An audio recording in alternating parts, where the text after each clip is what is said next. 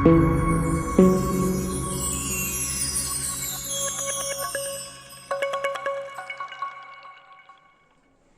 Student, हाय, आप कैसे हो?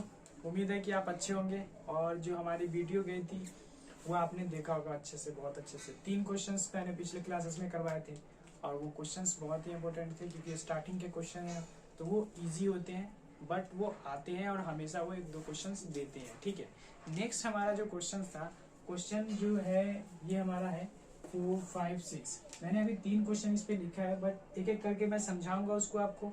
और फिर नेक्स्ट क्वेश्चन भी मैं कोशिश करूंगा कि इसमें कम से कम 5 क्वेश्चन हो। पिछले वीडियो में थोड़ा लॉन्ग टाइम में समझाने के लिए थोड़ा बड़ा था क्वेश्चन, तो इसलिए टाइम ज़्यादा ले रहे थे, तो इसकी वजह से हमने 3 ही क्वेश्चन करा था। ठीक है, तो नेक्स्ट क्वेश्चन हम थोड़ा सा देखते हैं। एक्सरसाइज आपको पता है, चैप्टर कौन सा चल रहा है वो भी आपको पता है, तो हम स्टार्ट करेंगे क्वेश्चन पे डायरेक्ट आके। तो क्वेश्चन इस तरीके से देखो, कुछ क्वेश्चन सेम है, तभी मैं सारे क्वेश्चंस करवा रहा हूँ कि कहीं आप ये बोलो कि फिर क्वेश्चंस मेरे समझ में नहीं आए तो फिर आप कैसे पूछोगे। तो इसलिए मैं इस वीडियो में ये कोशिश कर रहा हूँ कि सारे क्वेश्चंस आपको सॉल्व करवा दूँ। नेक्स्ट वीडियो में देखेंगे कि अगर जब ये हो जाए चैप्टर तो हम एक्स्ट्रा क्वेश्चंस भी करेंगे, जब ये हमारा बुक पूरा क्लियर हो जाएगा तो। ठीक है, तो स्टूडेंट ये देखो कि क्वेश्चन नंबर 4 था, यदि 15 cot A इक्वल्स टू 8 हो तो साइन ए और सेक ए का मान ज्ञात कीजिए। ठीक है, तो हम इस क्वेश्चन को भी सॉल्व करेंगे, इसका ये क्वेश्चन को देखेंगे। ठीक है, तो हम पहला क्वेश्चन जो क्वेश्चन नंबर 4 है वो हम उसको देख रहे हैं पहले। ठीक है,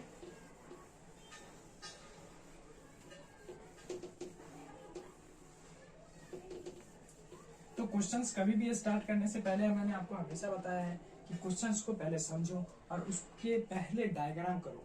डायग्राम अगर आपको अच्छे से समझ में आ गया तो क्वेश्चंस बहुत इजी हो जाता है, खास करके ये त्रिकोणमिति में। और कोई भी चैप्टर स्टार्ट करने से पहले आप क्वेश्चंस को अच्छे से समझो कि वो क्या कर रहा है। ठीक है, तो सबसे पहले हमें पता है कि इस बुक चैप्टर में हम क्या करते हैं, एक राइट एंगल ट्रायंगल बनाते हैं और उसी से हमें सारा चीज का पता चल जाता है कि है क्या। तो हम यहाँ पे दे रखा है ऐसे, तो हमने एक ABC ले लिया।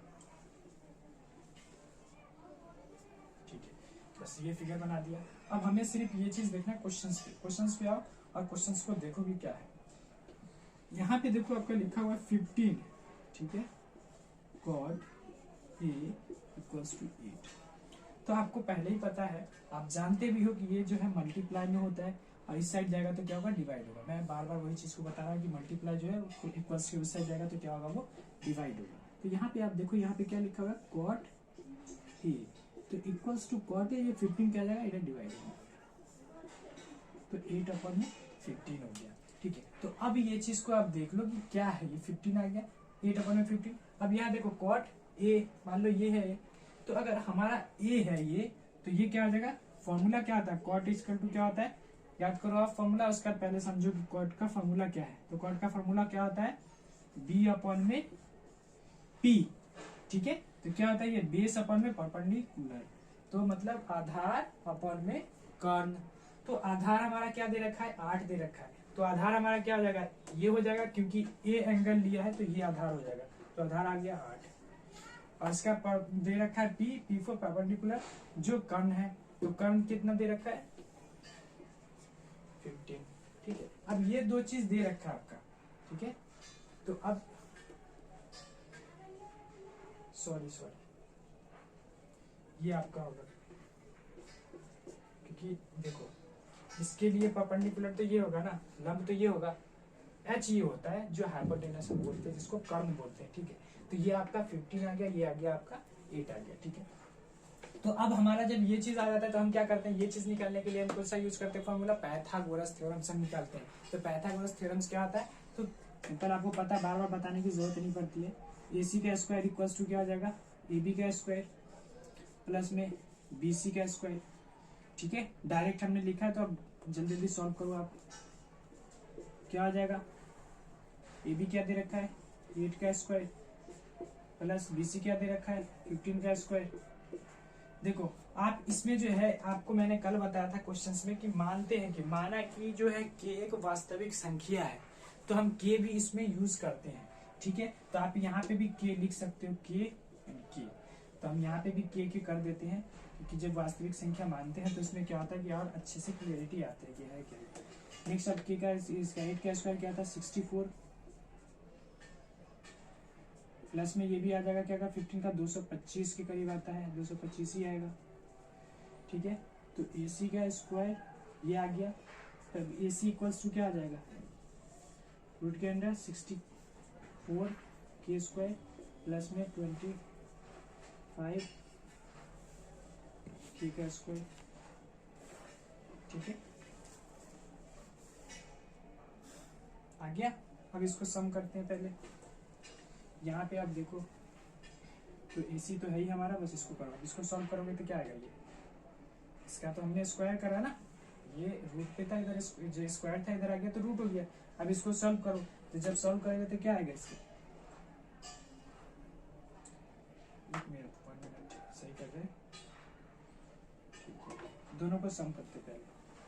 तो 225 और 60, 9 और 8 और 2, तो ये आपका लगभग आ जाएगा रूट अंडर 289 के स्क्वायर, ठीक है, यही आएगा। और ये कितने का होता है, जो के होता है ये लगभग 17 का होता है, 17, ये 17 और के स्क्वायर, सॉरी के कितना आ गया आपका, AC की वैल्यू कितना गया 17 के, जो ये आ गया, सब में के डाल दो। तो आपके पास जो है ये वैल्यू भी आ गई, AC की वैल्यू आ गई, कर्न आ गया आपके पास। तो जब ये चीज आ गया तब हमारे पास जो क्वेश्चन होता है वो बहुत ही इजी हो जाता है। इसके बाद क्या होता है, क्वेश्चन में कुछ बचा ही नहीं है, बस साइन ए और सेक के निकाल देना। तो साइन ए का फॉर्मूला आपको पता होना चाहिए कि साइन ए इक्वल टू क्या होगा, साइन थीटा क्या होता है, P अपॉन में H, मतलब लंब बटा कर्ण। तो लंब क्या है यहाँ पे देखो P, तो P क्या है हमारा ये, तो 15, और H क्या है ये 17, तो के इसमें दोनों में आएगा, के से के खत्म, तो कितना हो गया 15 अपॉन में 17। उसी तरीके से सेक, अब ये देखो सेक किसका उल्टा आता है, कॉस का, कॉस क्या आता है B अपॉन में H, तो ये क्या आ जाएगा H अपॉन में B, मतलब हाइपोटेनस अपॉन में बेस।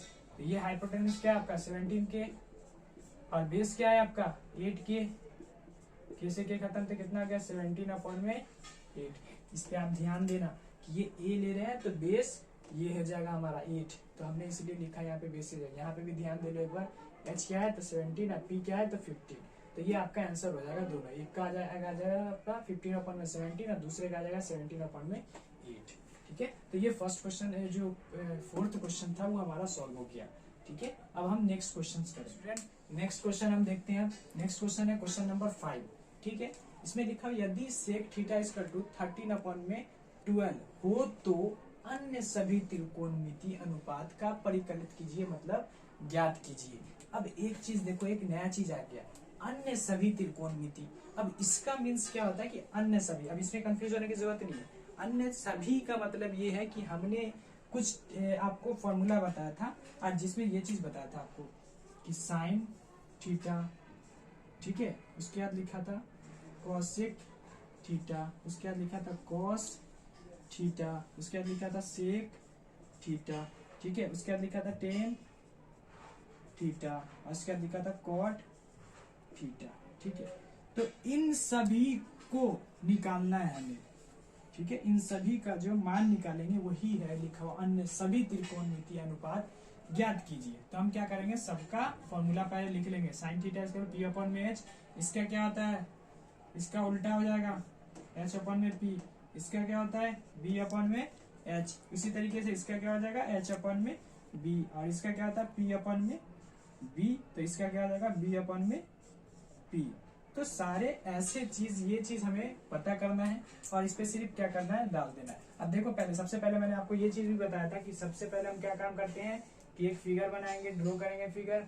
अब फिगर ड्रॉ होगा तो हमारे पास क्या है, कोई भी नाम दे दो, ABC मैंने कोई नाम दे दिया है, और जिसमें थीटा वैल्यू दे रखी है, सॉरी साइड की वैल्यू दे रखी है कितना। अब देखो यहाँ पे आपको दे रखा वो चीज देख लो, sec theta equal to 13 upon में 12। तो सेक थीटा इक्वल टू क्या होता है, पहले तो ये देख लो, सेक थीटा क्या होता है H अपॉन में B।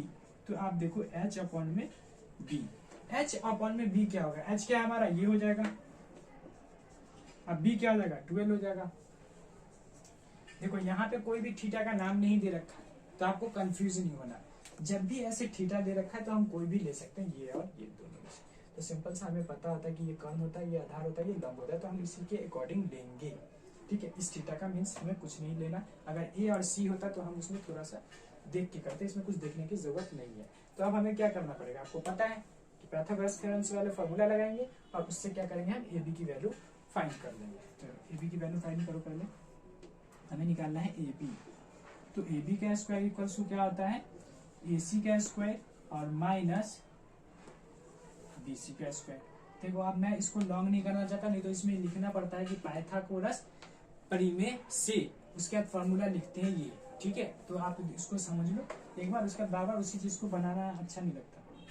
तो आप देखो ए बी निकालना है हमें, ए बी का स्क्वायर, तो इसमें क्या आ जाएगा 13 का स्क्वायर माइनस 12 का स्क्वायर, ठीक है। अब नेक्स्ट देखो हम क्या करेंगे कि इसको लिखते जाना, और मैंने आपको बता रखा है कि या का निशान भी साइन देते जाना। तो देखो 13 का आता 169 और 12 का आता 144। ये आपको याद करना है, 1 से 25 तक कम से कम याद कर लो, जिससे क्या होगा कि आपका क्वेश्चन जो बनाने का स्पीड है ना, वो क्या होगा और भी बढ़ जाएगा। तो जिससे क्या होगा, आपका क्वेश्चन बनाने का अगर स्पीड अगर बढ़ गया तो एग्जामिनेशन में आपको 3 आवर्स मिलते हैं, तो उसमें 3 आवर्स में के अंदर में हमें 2 घंटे में ही करके बैठ जाएंगे। तो ये इसका फायदा होने वाला आपको भी। अब देखो 169 माइनस 144 तो क्या आएगा, लगभग 25 आएगा, ठीक है। तो ये 25 आ गया। तो ए बी जब इधर है तो इधर आएगा तो क्या आ जाएगा, रूट आ जाएगा 25। अब 25 किसका था 5, अब देख लो इसका 5 5 जा 25 होता है। तो हमारा क्या आ गया, ए बी की वैल्यू क्या आ गई, इसलिए ए बी इक्वल्स टू 5, ये हमारा क्या आ गया 5 आ गया, ठीक है। अब नेक्स्ट हमारा काम क्या था कि हमारे पास जो है ए बी आ गया, बी सी आ गया और ए सी आ गया। तो फॉर्मूला पे हमें क्या करना है, सिर्फ रख देना है। अब वो रखेंगे कैसे, ये देखो, अब पी और एच दे रखा है, तो पी क्या है यहाँ पे 5, एच क्या दे रखा है 13, ठीक है। नेक्स्ट देखो यहाँ पे क्या दे रखा है, एच अपॉन में पी, तो एच क्या दे रखा है आपका 13, अब पी क्या दे रखा है 5। इसको थोड़ा रफ कर देता हूँ जिससे आप कंफ्यूज ना हो कि यहाँ पे क्या लिखा हुआ है, ठीक है। ये आप उतारो अच्छे से,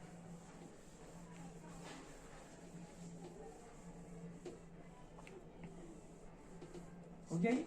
उसके बाद नेक्स्ट आपका जो है बी अपन में एच, तो बी क्या है आपका 12, एच क्या है 13, उसी तरीके एच क्या है आपका 13, ये हो जाएगा 12। अब पी क्या है आपका, पी क्या है 5 और बी क्या है 12, इसी तरीके से बी 12 और पी क्या है 5 है। तो आपका ये सारे क्वेश्चंस का आंसर यही है, ठीक है। अन्य सभी त्रिकोणमितीय अनुपात तो आप इस तरीके से निकाल देना, कोई भी दिक्कत नहीं है। और जिससे क्या होगा कि आपका कॉपी भी बेस भी अच्छे से बढ़ेगा। आप बड़ा बड़ा लिखना थोड़ा सा और क्लीन करके लिखना, कि जितना साफ लिखोगे आप उतना क्वेश्चंस का क्या होगा, नंबर टीचर को अच्छा लगता है, वो नंबर अच्छे देते हैं, ठीक है। तो ये हो गया आपका 5th नंबर क्वेश्चंस, ठीक है। तो स्टूडेंट नेक्स्ट क्वेश्चन हमारा जो है क्वेश्चन नंबर 6 है, और क्वेश्चन नंबर 6 में कुछ अलग है, और उसमें अलग ये है कि हमें क्या करना है कि प्रूव करना है, इसको हमें सिद्ध करना है कि जो कोण ए है एंगल जो है इक्वल्स टू कोण बी के बराबर है या नहीं है। देखो यहाँ पे लिखा हुआ है यदि कोण ए और कोण बी न्यून कोण हो, है ना, समझो, यदि कोण ए और कोण बी न्यून कोण हो। अब एक चीज आप बताओ कि न्यून कोण क्या होता है। मैंने सुना है कि एक तो न्यून कोण होता है, एक होता है समकोण, एक होता है अधिक कोण। अब वो तीनों चीज आपको बहुत ही जरूरी है कि आपको पता होना चाहिए कि वो है क्या। तो सुनो, न्यून कोण वो होता है जो क्या होता है कि 0 डिग्री से अधिक और 90 डिग्री से कम होगा, तो वो आपका हो जाएगा न्यून कोण। समकोण क्या होता है, ये वाला जो 90 डिग्री का होता है, ठीक है। और एक होता है अधिक कोण। वो अधिक कोण क्या होता है कि जो 90 डिग्री से ज्यादा होगा और 180 से कम होगा, तो वो होता है हमारा अधिक कोण। तो जैसे यहाँ पे बोला कि न्यून कोण हो जहां cos A equals to cos B दे रखा है, तो दिखाएं कि कोण A इक्वल्स टू कोण B।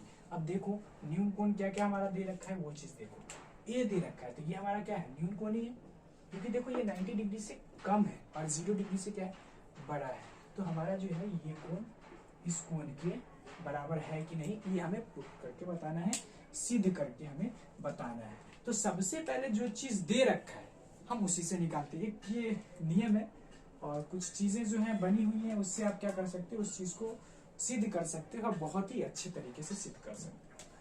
तो आप क्वेश्चन देखो, ये क्वेश्चन थोड़ा सा लॉन्ग जाएगा, तो मैं कुछ क्वेश्चन यहाँ पे कराऊंगा, फिर इसको रफ करके आपको दूसरे पार्ट में भी इसी में बता दूंगा।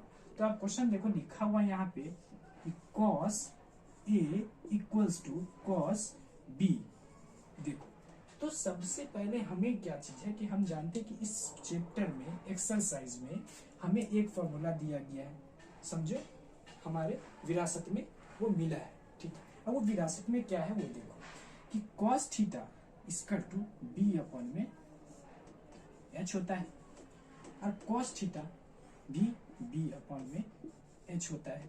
फर्क क्या है इसमें, देखने वाली बात है, फर्क ये है कि एंगल A है और एंगल B है, फर्क ये है। तो हम पहले इसको क्या करेंगे, एक तरीके से नेमिंग करके हम आपको बताते हैं कि ये B क्या है। तो B हमारा क्या होगा, देखो अगर आप इसमें देखोगे cos A, तो cos A, तो ये A वाला लेंगे तो ये आपका क्या हो जाएगा, B हो जाएगा, और ये क्या हो जाएगा आपका P हो जाएगा, ठीक है। तो आपका B है, तो B क्या है आपका यहाँ पे A P, और H क्या है इसमें Q A, ठीक है। अब यहाँ पे देखो मैंने लिखा B H equals to B H, तो पहले वाले के लिए तो ये आ गया, दूसरे वाले के लिए cos B के लिए क्या आएगा वो भी देख लो। तो सिंपल सा B, तो B से रिलेटेड ये, तो BC क्या आ गया BC, और H क्या है आपका DB, ठीक है। ये चीज को समझने वाली चीज थी, जिसमें एंगल A एंगल B है, तो हम इसको इस तरीके से हम लिख सकते हैं। और एक चीज और एक लाइन और मैं बढ़ाना चाहूंगा इसको, अब वो ये बढ़ाना चाहूंगा कि इसमें देखो आपका जो है AP अपॉन में QA equals to BC upon में DB इक्वल्स टू K लूंगा मैं, अब क्यों लूंगा वो आपको पहले भी पता है, अब बता चुका हूं। क्या बता चुका हूं कि K जो है एक वास्तविक संख्या है, तो K एक वास्तविक संख्या है, इसलिए हमने क्या किया कि इनके बराबर में मैंने AP अपॉन में QA BC अपॉन में DB इक्वल्स टू K ले लिया, मतलब इन दोनों की जगह पे हम क्या कर सकते हैं, K का यूज कर सकते हैं। तो फॉर एग्जाम्पल मान लो आपका इक्वेशन 1, ठीक है। नेक्स्ट आप इसमें एक चीज और लिख सकते हो कि जो AP है बराबर K लिख सकते हैं, और BC के भी बराबर हम क्या लिख सकते हैं, K लिख सकते हैं, दोनों के बराबर लिख सकते हैं, क्योंकि जब इक्वल्स होता है तो इसका मतलब क्या, इसके जगह पे भी K यूज कर सकते हैं, इसके जगह पे भी हम K यूज कर सकते हैं, ठीक है। तो इक्वेशन 1 हो गया। तो अब देखो इक्वेशन हमने 1 बना लिया, अब क्या बनाएंगे, इक्वेशन 2 बनाएंगे। तो इक्वेशन 2 के लिए सबसे पहले हम क्या करेंगे, इस दोनों ट्रायंगल को, दोनों त्रिभुज को हम मानेंगे कि माना कि ट्रायंगल APQ और ट्रायंगल BCD में। अब देखो ये दोनों चीज हमने करने के बाद हमें निकालना क्या है, PQ और DC के करीब निकालना पड़ेगा, ठीक है। तो हम क्या करेंगे, यहाँ पे लिखेंगे पहले PQ अपॉन में DC। देखो मैं इसलिए ये बोल रहा हूँ कि ये चीज जो है इसके बराबर होता है, ये इसके बराबर होता है, यही हमें प्रूव करना है, तो हमें ये लिखना पड़ेगा, ठीक है। और इसके लिए हमें फॉर्मूला जो होता है वो हमें पाइथागोरस थ्योरम वाला ही लगाना पड़ेगा। तो ये क्या होगा, QA का square minus Q square minus PA का स्क्वायर अपॉन में ये हो जाएगा आपका नीचे उस वाले का हो जाएगा कि DB का स्क्वायर माइनस BC का स्क्वायर, ठीक है। नेक्स्ट आपको ये चीज हमने पहले पिछले इसमें बताया था इक्वेशन में कि ये क्या होता है, इसके बराबर होता है, मैंने पहले बताया था। आप एक चीज देखो, जैसे AQ इक्वल्स टू मैंने बताया था BD, ठीक है, और AP इक्वल्स टू BC, ये चीज बताया था। तो इसके इक्वल्स हमने लिया था K, और दोनों के लिए K लिया था। तो हम क्या करेंगे, इसको हम एक बार यूज करेंगे फिर से, और वो ये यूज करेंगे हम कि इसकी जगह पे हम क्या लिख सकते हैं, BD या DB लिख सकते हैं, DB लिख सकते हैं, K इंटू DB का स्क्वायर, ठीक है। और यहाँ पे भी हो जाएगा माइनस K, और इसके लिए हम BC का स्क्वायर। अपॉन में देखो नीचे जो दे रखा है वही लिखना है, क्योंकि हमारे पास वही है डीबी का स्क्वायर माइनस बीसी का स्क्वायर। तो इसमें क्या हो जाएगा, के कॉमन आ जाएगा, के कॉमन आ जाएगा दोनों का, तो के कॉमन आ जाएगा और रूट अंडर में जो हमारा आ जाएगा वो क्या आ जाएगा, डीबी का स्क्वायर माइनस बीसी का स्क्वायर अपॉन में यहाँ पे भी रूट अंडर इसी तरीके से आ जाएगा डीबी का स्क्वायर और माइनस बीसी का स्क्वायर। तो एक चीज देखो यहाँ पे डीबी का स्क्वायर, बीसी का स्क्वायर, बीसी का स्क्वायर, ये आपका क्या हो जाएगा, खत्म हो जाएगा, इक्वल्स टू के बचेगा, इक्वेशन 2 हो जाएगा। ठीक है, तो अब देखो इक्वेशन उसमें फर्स्ट वाले में भी क्या आया था, के आया था, और दूसरे में भी क्या गया, के आ गया। देखो अब देखो मैं इक्वेशन कर रहा हूँ, equation 1 and equation 2, equation 1 and equation 2 का क्या करेंगे हम, दिखाएंगे। तो के इक्वल्स टू क्या आ गया हमारा, कि दोनों इक्वेशन 1 में भी क्या आया था, इसके भी इक्वेशन में क्या आया। एक चीज और इसमें देखना होता है, वो चीज क्या देखना होता है, ये भी देख लो कि हमारा जो है तीनों क्या हो गया, बराबर आ गया। जैसे मान लो पी क्यू अपॉन में सी डी, ठीक है, और पी पी ए अपॉन में बी सी इक्वल्स टू क्या, देखो पी क्यू कर दिया, ये हो गया इसके बराबर, ये हो गया इसके बराबर, तो क्या होगा क्यू ए अपॉन में डी बी, ये हो गया। तीनों साइड अगर बराबर है तो हम क्या कहते हैं कि ट्रायंगल जो है हमारा ये एस एस एस सर्वांगसम से क्या हो गया, ये प्रूफ हो गया। तो जब तीनों साइड बराबर है तो इसका एंगल भी क्या होगा, बराबर होगा, तो एंगल ए जो है इक्वल्स टू एंगल बी के बराबर होगा। ये हमारा प्रूफ हो गया। ठीक है, क्वेश्चंस यहाँ से ऐसे हैं और वो पूरा देखने के बाद अब ये लास्ट वाला ये उतारना पड़ेगा। ठीक है, तो ये क्वेश्चंस भी हो गया हमारा खत्म। ठीक है, क्वेश्चन नंबर हमने करवाया था फोर्थ, फिफ्थ और सिक्स्थ, 3 क्वेश्चंस करवाए हैं और ये थोड़ा क्वेश्चन हटके था स्टूडेंट। आज का भी जो क्लास था हमारा वो हो गया, जो 3 क्वेश्चन हमने करवाए, कल भी 3 क्वेश्चन करवाए थे और आज भी 3 ही क्वेश्चन करवाए हैं। नेक्स्ट जो है हमारा क्वेश्चन जो है 7, 8, 9, 10, 11 क्वेश्चन है। तो 11 क्वेश्चन कल जो है लास्ट क्लास में ये पूरा हो जाएगा, उसके बाद एक्स्ट्रा क्वेश्चन भी हम करेंगे। ठीक है, तो इसी के साथ आज का वीडियो ये हम यहीं पे खत्म करते हैं और समाप्त करते हैं। नेक्स्ट आपको जो है बस मेहनत करना है अच्छे से आपको और उसका प्रैक्टिस करना है। ठीक है, और मेरा मैं लास्ट में जो बोलता हूँ वो फिर आपको बता रहा हूँ कि मेरा जो है जब मैं इतना मेहनत कर रहा हूँ तो आपका काम क्या है, सिर्फ एक बार अच्छे से जब वीडियो को आप देख लो तो उसको थोड़ा लाइक भी करो। ठीक है, और ठीक है बेल आइकन भी दबाओ अच्छे से, जिससे आपको नोटिफिकेशन आपके पास आता रहेगा। और उसके साथ क्या करो, सब्सक्राइब भी करो। ठीक है, सब्सक्राइब कर लोगे आपका चैनल एक बार तो मेरा भी क्या होगा, थोड़ा सा मेहनत थोड़ा कामयाब होगा। और लाइक करो, शेयर करो अच्छे से और मेहनत करो।